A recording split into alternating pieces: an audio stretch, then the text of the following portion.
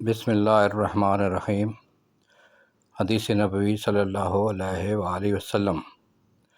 رسول کریم صلی اللہ علیہ وسلم نے فرمایا کہ جسے اللہ نے مال دیا اور اس نے اس کی زکوٰۃ نہیں ادا کی تو قیامت کے دن اس کا مال نہایت زہریلے گنجے سانپ کی شکل اختیار کر لے گا۔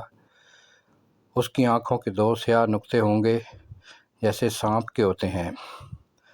پھر وہ سانپ اس کے دونوں جبڑوں سے اسے پکڑ لے گا اور کہے گا کہ میں تیرا مال ہوں اور تیرا خزانہ ہوں۔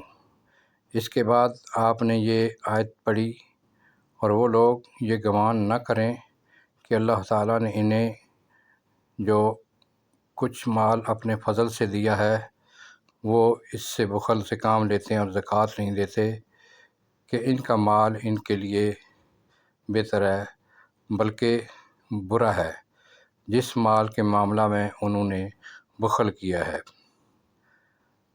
قیامت کے دن اس کا طوق بنا کر اس کی گردن میں ڈالا جائے گا۔ الحمدللہ۔